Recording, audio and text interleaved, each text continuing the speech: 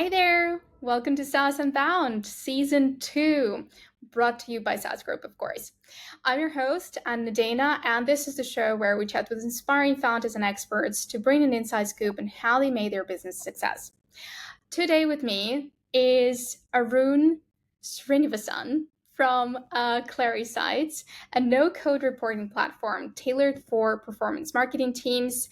They raised $40 million from Sequoia Capital and some other investors in 2021 and have been growing steadily since then.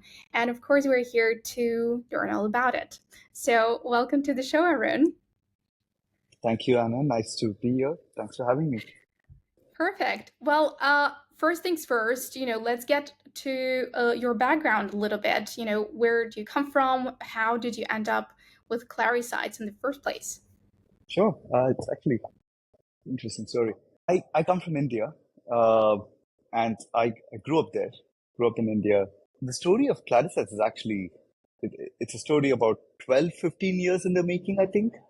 And, I started working at this company called Bevan Sports in 2004, 2005. And that's when my career started. Got out of college. Someone I knew was working in this new thing called performance marketing, digital marketing, etc. And I said, okay, I liked advertising. My dad was in sales and marketing, and I used to help him while I was growing up. So I really enjoyed being, in that part. And I said, okay, I want to do something in marketing or sales. So I actually, during my college days, I used to do copywriting in ad agencies.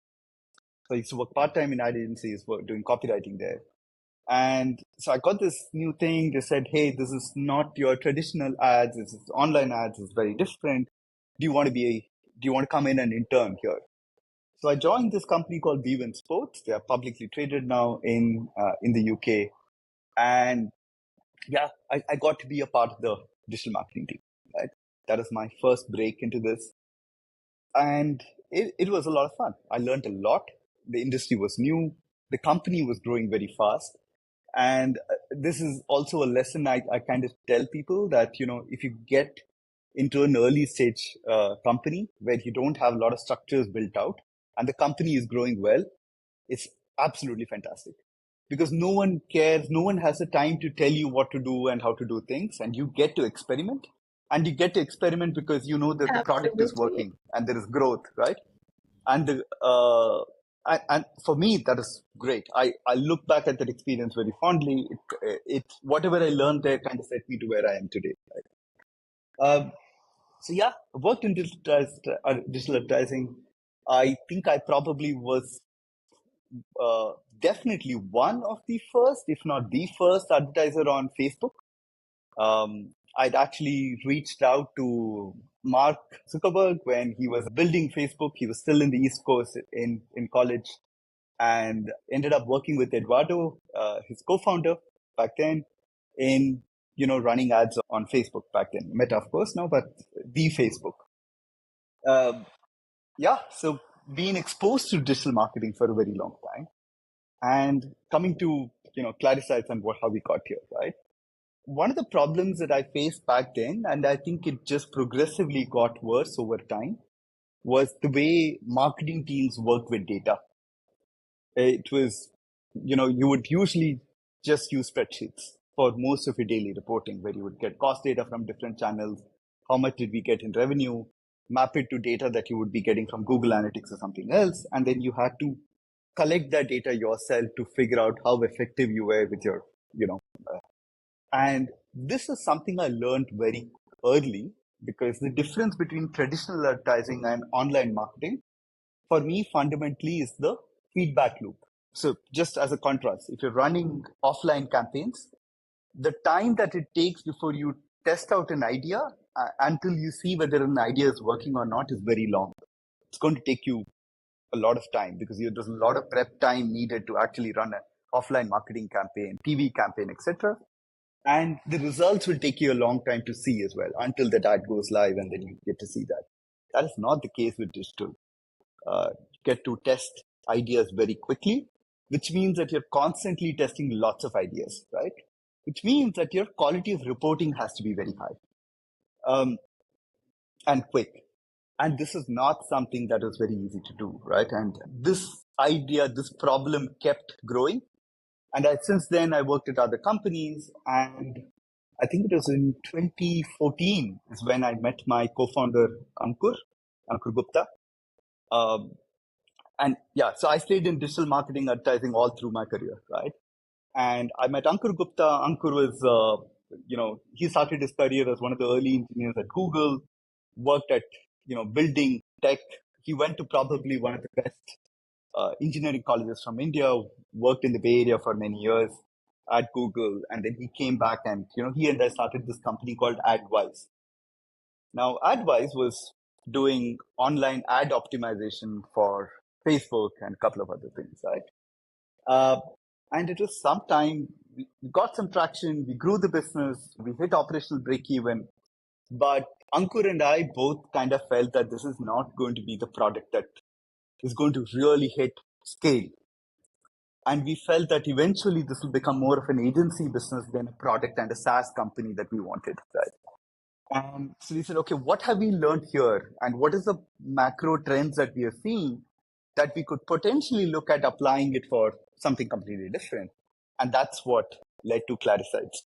I think you've got like this perfect combo. I was talking with Jason Fried about that, the fact that they have usually a programmer and a designer on the team, and it was like, why is it not a programmer and a marketer? That's just like the perfect combo that anybody could wish for, because that's everything programmers talk about on Twitter. Like, I'm a solo founder, I know how to do code, like I don't know how to sell it. So in your case, and I actually read a few of your blog posts before going into this. So I was like, okay, so these guys knew the problem, knew how to build it, knew how to sell it. So it almost looks too easy, but like you said, it wasn't an overnight success, obviously. So It wasn't. yeah.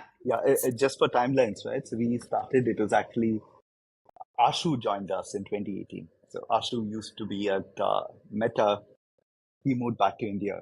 And this is through a common friend. I got connected to Ashu and said, look, we are really focusing on this new thing called Clarisight. We want to build it out.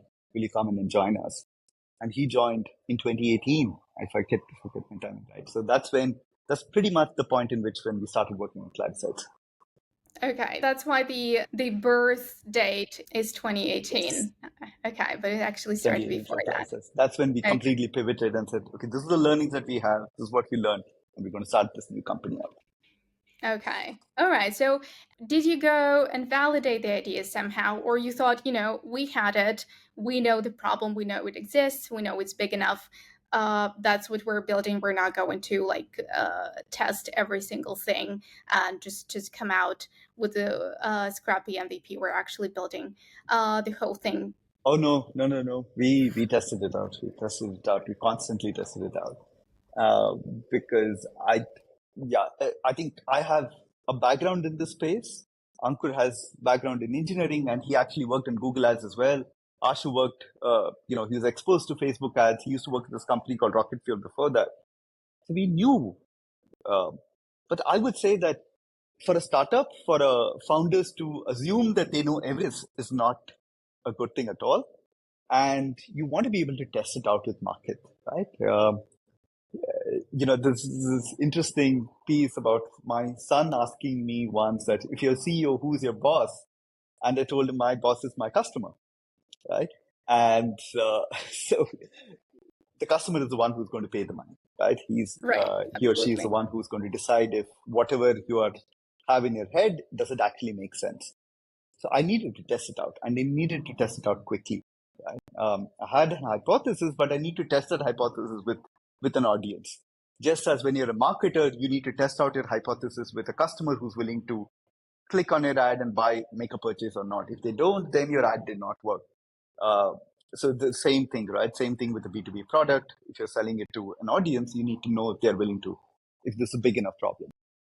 One of the things that I wanted to correct with Advise when started working on Clarisight is not be dependent on a market or a region. So AdVice was built in India. It was built for an Indian, I was selling to Indian customers. I kind of knew about it because I worked in that market. And there was very clear, Ankur and I were very clear when we were working in Clarisight, we want to build it for the world. And that's actually, further on, we'll talk about what brought me to Berlin.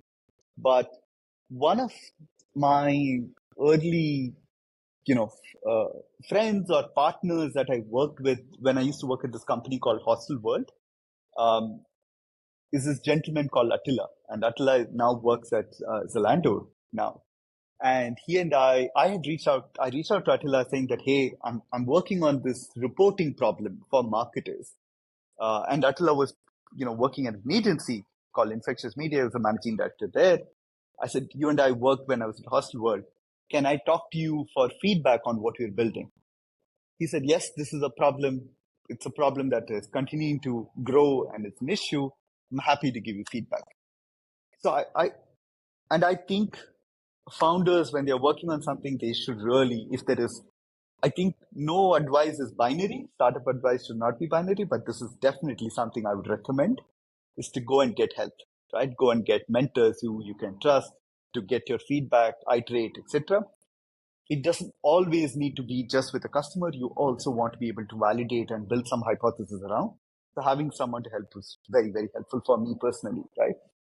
So having Attila there, and what Attila did for us is he validated this idea that the problem is worth solving. And he started connecting me with a bunch of friends, right? To get feedback, to test it out, etc. And that was very, very valuable for us to get out an MVP that we could take out to actual customers and share it with them. Right. Okay. And from the first stage, did you rely on sales and demo calls and meetings? Because right now, as far as I know, you don't really have self-serve onboarding, right? You do have a sales team and everyone goes through a demo call. So why did you make this choice? And is there in the future maybe a plan to focus more on PLG? Yeah, so that's a great question. And I think initially when we started working on this idea, right, of Clarisight, we thought this is going to be a problem for small companies, where small companies, you'd have one or two marketers running ads on Facebook, Google, etc. They don't have anything better than a spreadsheet to report on, right? They need something. Right. And we figured that is probably the audience that we are building with. That was our initial hypothesis, right? And we thought that large companies who already have a dedicated BI team, you have a BI team that is responsible for building dashboards, etc., might not actually need something like Clarisight. That was our initial theory. So we started off saying that, hey, let's work with the smaller advertisers. So we were actually working on making it very intuitive for someone to come in and use it. Right? But it was after Attila's introductions to, someone from Delivery Hero, which even back then was massive. And this is a person, I will never forget him. I continue to work with him at this date in different organizations.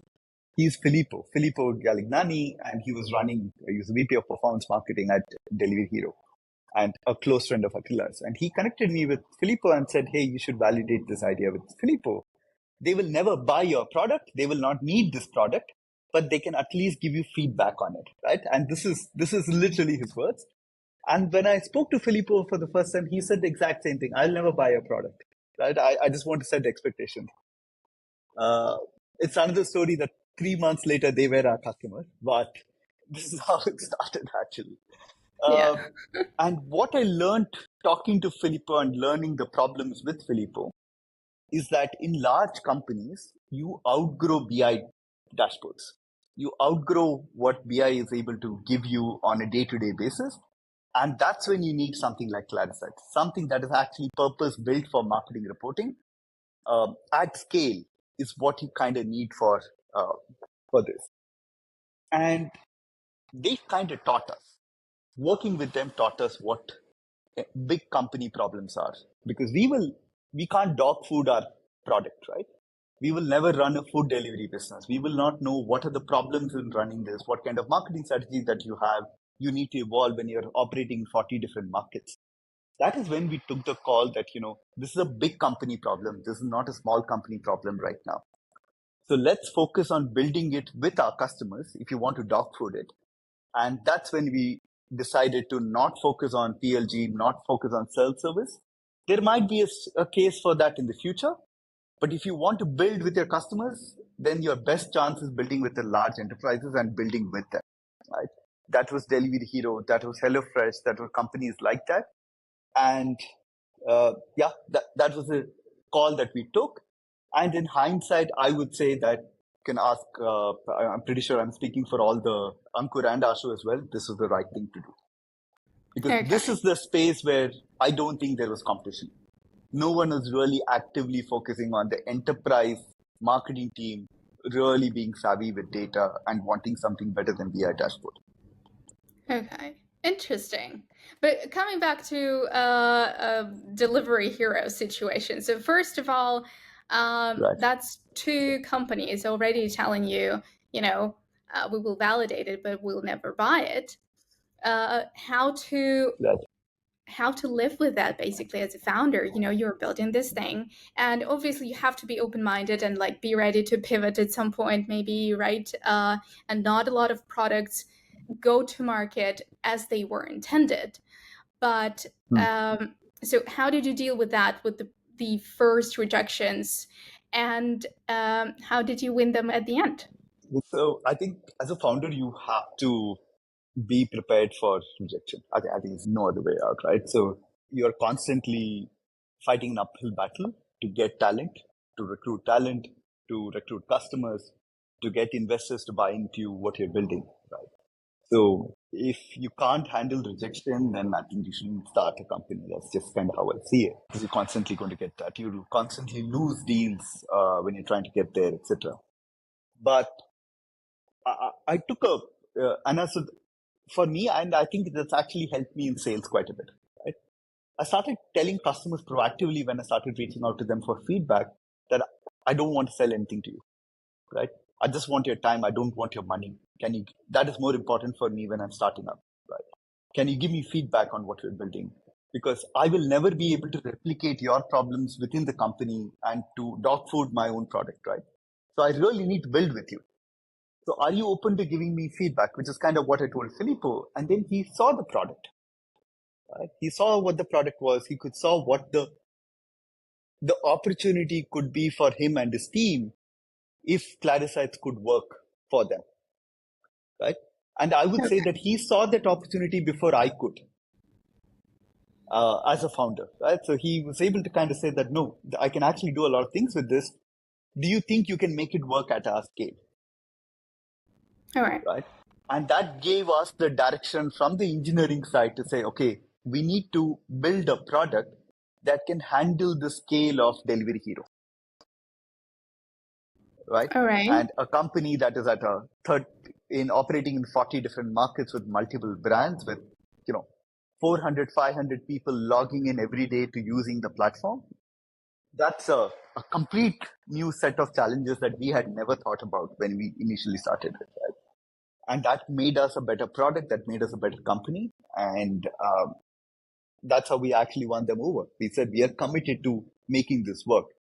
We are not going to talk about 50 new customers, 50 other customers, but we took that call that if a delivery hero who's extremely sophisticated with data and marketing has a use case that we can solve, I'm pretty sure we could find 100, 200, 300 more customers eventually once we solve it for Delivery Hero, right? And so that focus to say that, let me run a POC with them, let me get the commitment to run the POC, and then we will see if there is an opportunity, they will probably buy it. Because large companies don't give you their time. And if they're giving you their time, then they will give you their money, right? But if you ask for the money first, then you will not get anything. So that's just kind of how I thought about it. Right. Okay. So it's interesting that you said, Delivery Hero was kind of your starting point, and that's a great starting point. But that's also a huge company that you also promised to build a product for, right?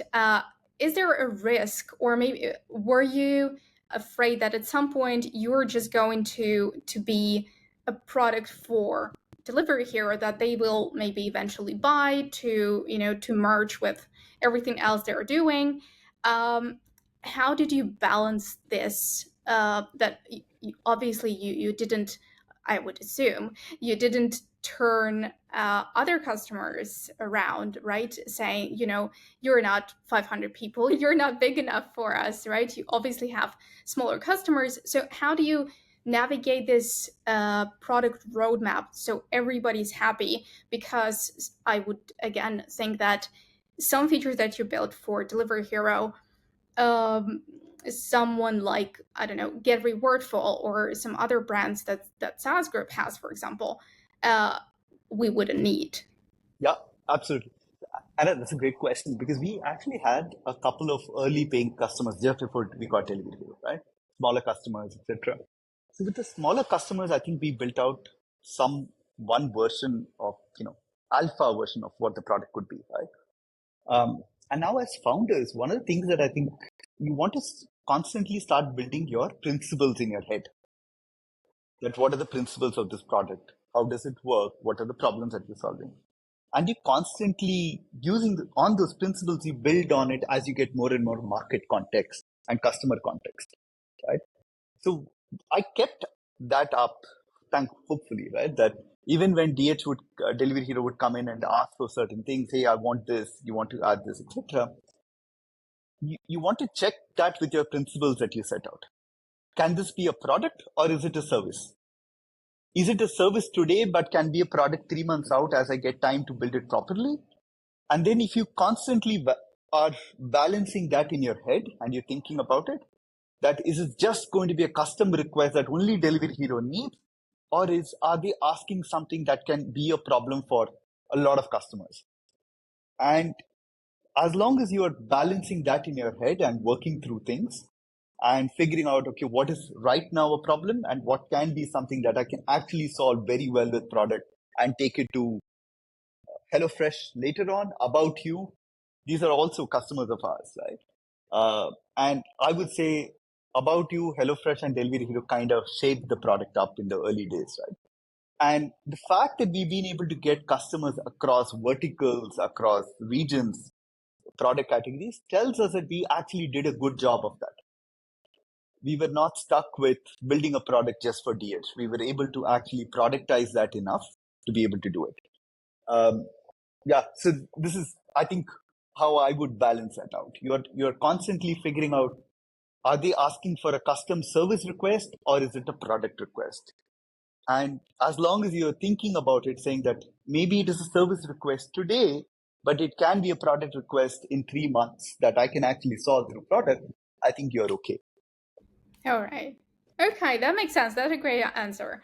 All right. So since you started talking about the customers that you already have, it's About You, Delivery Hero, HelloFresh.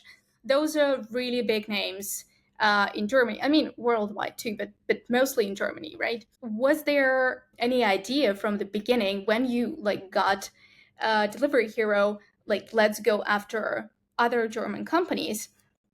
And are you planning to expand this and go further after the US market? Yeah. So we also work with Uber globally now. So that's actually, so we started getting traction in the US market as well. Okay. And I think I had no background, or I had actually never been to Germany until I came here to visit Delivery Hero, right? So there was no support system. There is no founders like you have in the Bay Area of Indian founders going out there and building it out.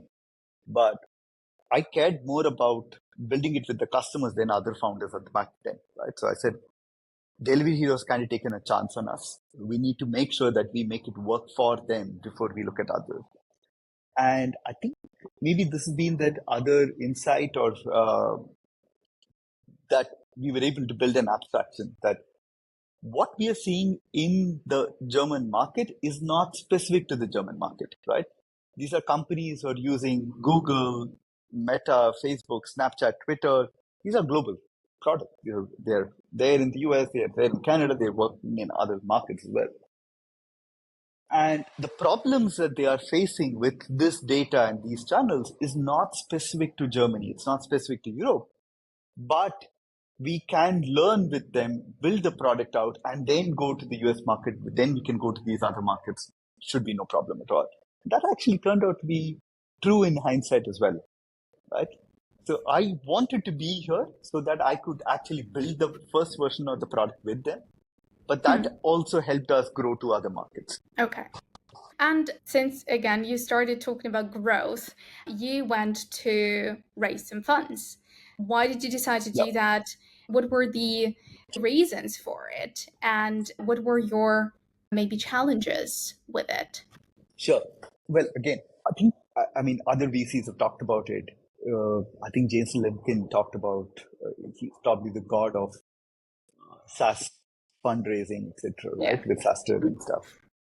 The thing with when we realize that we are building with enterprises, for enterprises, and that's going to be our beachhead market that we're going to start with, it is fairly clear that it's going to take us time. It's going to take us time to shape the product. You don't want to rush to too many new customers at the same time unless you can service your first initial customers well, which means that the revenue is not going to be funding your development. The revenue is not going to be funding growth, right? So you need to raise capital to be able to do that. And one aspect that otherwise you won't be able to deliver on the product. You will take shortcuts on the product. You will make mistakes there, and you don't want to be doing that with enterprise customers. Right? So, and I knew then that we needed to raise capital to be able to do this. So, bootstrapping was not an option, right? So when bootstrapping was not an option, we wanted to get this out. What actually worked for us is we started getting interest from a couple of Indian VCs, right? Saying that, okay, this looks interesting. Indian SaaS is actually very, very big. Indian SaaS ecosystem is very big. And so there is, and yeah, and there is an appreciation and an understanding of that. That even though all of us were based in Bangalore back then, I was traveling for Delivery Hero, but I had not moved at that point. So started getting interest, got a term sheet, a couple of term sheets actually back then. But when we were closing, we also ended up taking up Techstars in Berlin at SAP accelerators, right? And through that, we also got connected to a lot of European VCs. And that is the point in which we had Signals Venture Capital, who offered us a term sheet, talked to us, looked at what we're building, and said, okay, this looks interesting. You're already talking and selling to German companies. We are interested in this. And then they made an offer, right? So that's kind of how that thing came out. And Ankur and I had pretty much decided back then that I am going to make the move to Berlin because I wanted to build it with customers. And we figured that as a first time, a founder moving to Germany, getting a VC who's already established in Germany, in Berlin, is actually very helpful. So we raised from Signals Venture Capital, Cavalry was the other VC who joined there, and a bunch of great angels like Jens Latinsky and others who joined. So that is the story for a seed round. Okay. All right. So that makes complete sense. But at saas.group, we when we talk about the companies that we buy, we say we prefer bootstrap companies, but at the same time, if you've raised but kind of preserved that bootstrap mindset, you're still very cautious about your spending. Obviously, investors give you money; they want it to be spent, right? They want to see growth. They want you to go out there and find the people, to pay to help you take it to the next level. But how do you approach it? Because you also raised in 2021 when it was quote unquote easier. Now Yes. it's a bit of a different market right now.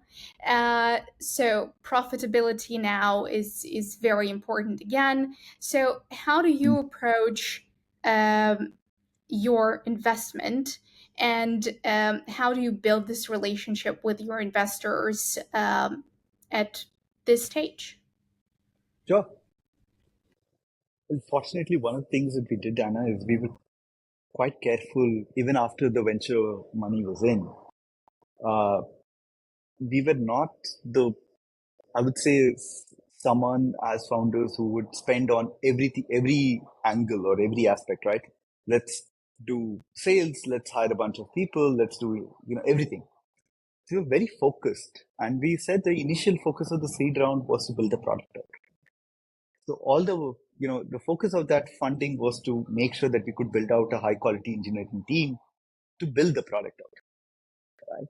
And I was also fairly careful that I'm going to be the one doing the growth in the initial days, because unless I know how to sell this, I can't be useful to a sales team or a marketing team or anything else that we've built out to accelerate that.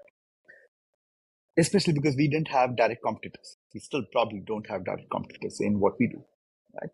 And in the niche that we picked, which is enterprise companies with a lot of data, lots of this one, that's kind of what we picked. And there we were clear that there's a lot of space. And in that space, we realized that, it's important for a founder to go in and sell, take the product out with market reaction, market research, and then constantly bring that in. So when we raise a seed round, we're very careful about it and said that, we're going to use that venture capital to build out the focus that we set for the company, which was actually to build the product, right? So when we raised in 21, we were actually very close to operational break-even when we did that. So, right. And we took that, the second round of funding, our Series A with Sequoia, was largely because of the fact that, okay, we know the product that we want to build. We want to continue to build the product. And we also want to start focusing on growth at the same time. And that was the point that we said we were going to raise. And even after we raised our Series A, we were actually fairly cautious about, where we're going to deploy that capital. And I would say in hindsight that, considering what happened in the market since then, we've been proven right, I think. All right, that's great. So, because you started talking about competition, I would actually assume that since you went after these big companies, I'm sure they had something there, right? They needed to visualize their data. They needed to bring all that marketing information somewhere, right? They probably used some internal Right. tools. There is, Looker, Tableau, Yes. anything, Yes. right? So, Right. how did you know that there is a space for Clarisight? Sure. How did you know that Sure. they are going to move from those to you? Exactly. So I think, yeah, delivery hero, right? If you were to take that back to that example, they're very savvy. They have a really high quality engineering team. They have access to capital. They could, now and they were using Tableau, right? Back then, they were using Tableau for dashboards, etc. Now, the insight that we got is we're not replacing tools so much, but we're changing the workflow, right?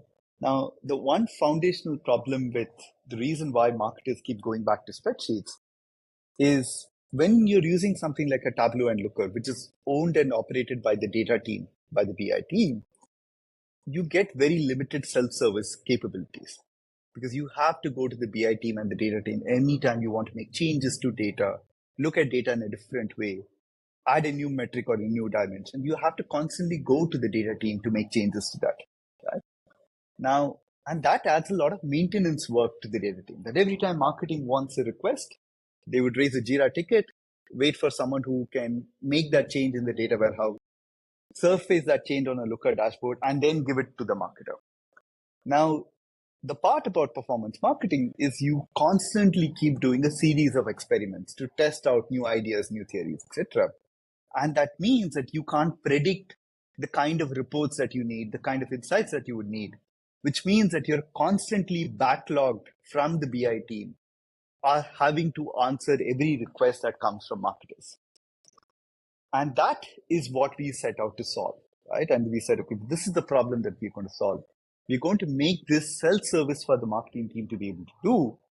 And to your point, yes, we are replacing Looker for that, but replacing Looker was not the problem that we wanted to solve. We wanted the marketers to be more self-service, and we wanted to give time back to the data team to do other quality work that they never get to because they're constantly getting requests from marketing teams for additional data points, etc.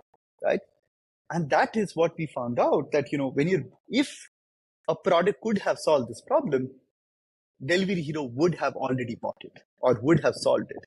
The fact that they could not and solve it is kind of testament that, okay, this is a completely new problem and you can't solve this by replacing Tableau with Looker or Looker with some other BI solution, because this is a problem of the workflow that marketers have, that they have to go to the data team every time they need to make a change. And that is a part that we wanted to solve.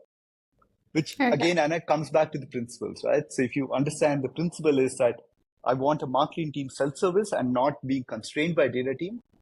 And then you see, can that be solved by replacing a Tableau with a Looker or something else? Probably not. And then you know that this is a unique proposition in the market and that we're out there. And I think it is also one very interesting customer insight. When I wrote a note to a customer, they came back and saying, okay, I have Looker and Tableau, but are you telling me that if I want to find out, get some insights about a new business, I don't need to think about what is an inner join, what is an outer join, what is an N+1 query, and I can just come in, look at your platform and do this by myself? I said, yes, this is exactly what you want. And that is, foundationally part what the problem that we are going out there to solve. Okay. All right. So it's a bit deeper than just you're not very happy with your product. Let's get you another one. Exactly. Okay. Exactly. So one more question is about your customer communication, and we've already talked about the fact that you rely on demo codes and the whole sales process to actually sell the product, but then you've got this Slack community for your customers. And that was very interesting to me, because I would assume that, when somebody makes a decision about buying your product, it's probably someone, I don't know, a manager, a director, head of marketing, CMO, whatever. Head of data, yeah. Right. So who is on Slack? Who do you talk to, and why did you decide to have this kind of community in the first place? Who moderates it? What kind of questions, what kind of insights are you looking for there? Sure. So I would say this Slack community is an extension of an earlier part of this. Is we actually have Slack channels with all our customers, Slack or Teams with every customer that we do as part of this one that we have. And that has been incredibly valuable for us, because and this just comes back to the first point, right? We do a demo call with them, and the demo call is not so much to give a demo of Clarisight, but mostly to understand, can we solve a problem for our customers first, right? And so to get to a common state where you're saying, okay, if this is your workflow, this is what you do right now, can we actively go and solve your problem with you? And because it's a product that is kind of built with the customers, we want to be careful that not to solve something for a customer when we don't have a product for them or for that use case. The value of our Slack group, right, is we sell to the head of marketing and the head of data, but our end users are people in performance marketing teams like paid social, affiliate, SEM, etc. And each of these teams have slightly different use cases, which are overlapping, but are also unique in their own sense, right? That you would be looking at keyword level data when you're running ads on Google search. But if you're on DV360, which is Google's display network, you're looking at creative level reports, which are different for that. So each of these teams have slightly different use cases that they want to get, ask you questions about, hey, how do I build this out? Can I see this in my data? Can I build this in my report, etc. Now, and we want to have that communication with them to take any kind of feedback that we're getting, add it to the product roadmap, etc., very quickly and proactively. And so This became very clear for us after we onboarded Delivery Hero, because Delivery Hero operates in, like I said, multiple markets. And now you suddenly have 400, 500 people within the organization all using Clarisight. So we can't do one-on-one direct support, but we want to be able to get any kind of frustration or complaints or feedback quickly. And that's when the Slack is a great way to kind of scale that, right? So you get them into that group, have our customer success and product teams in that Slack channel working with the customers to build that out and getting that feedback and taking it out there.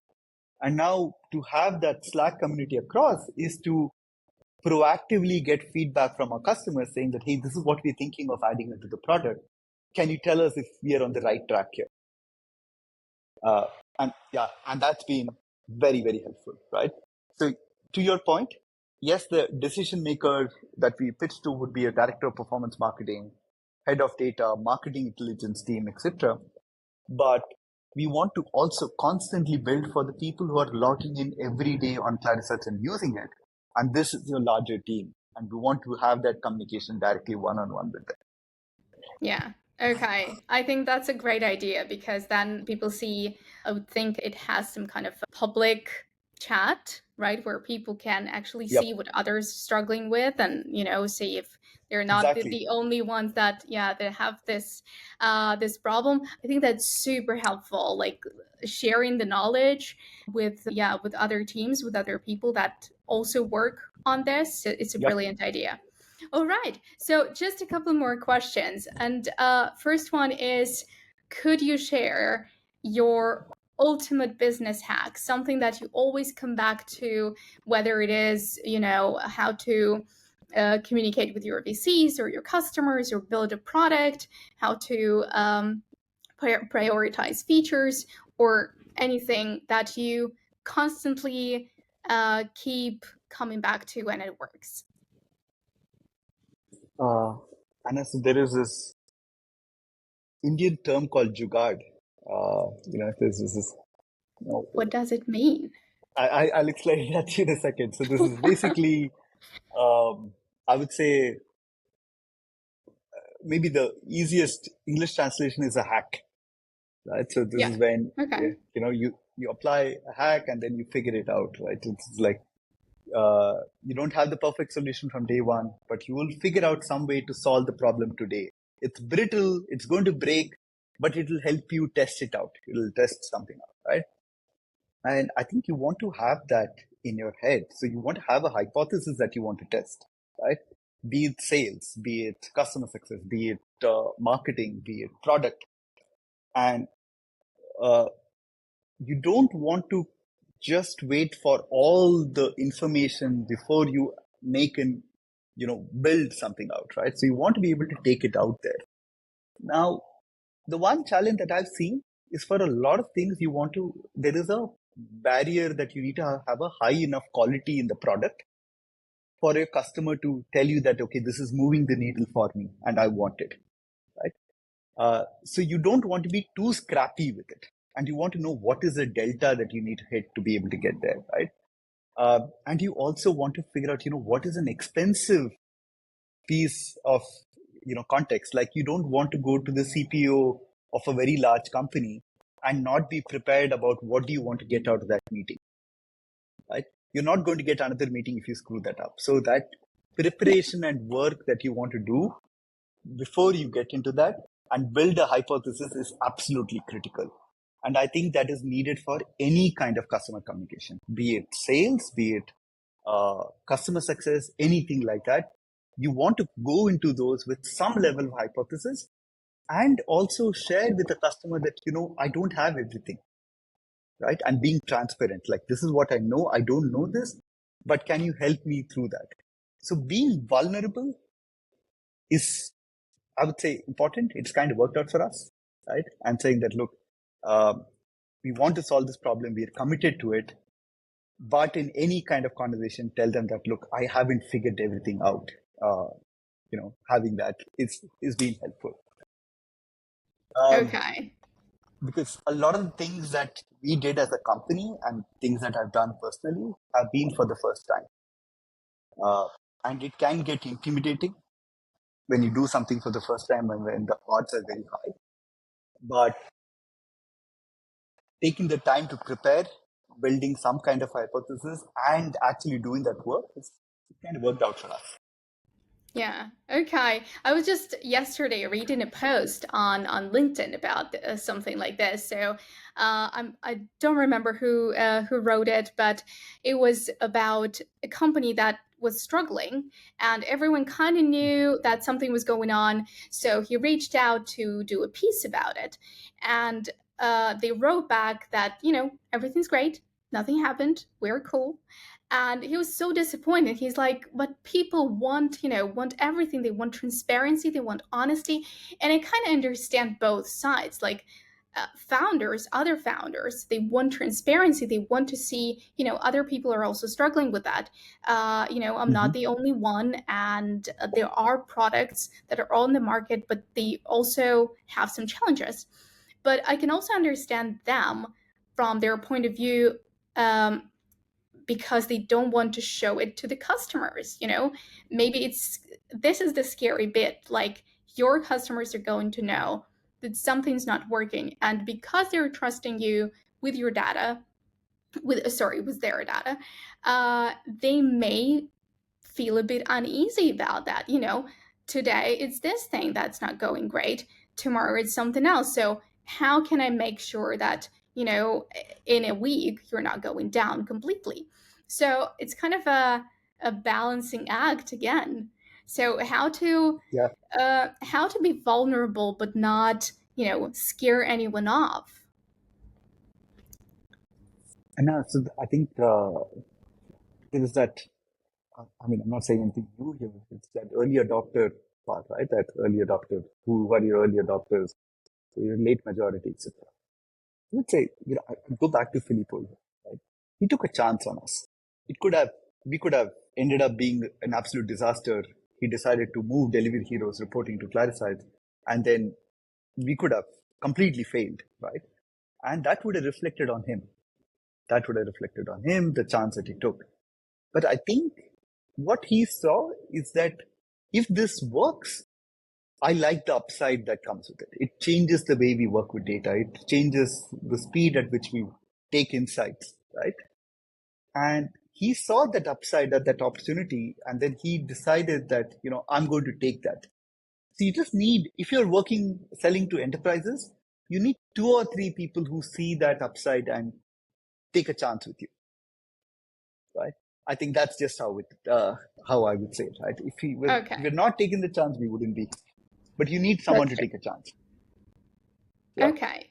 All right. So in a sense, I would say that the founders need to be optimists, and some of your early customers also need to be optimists.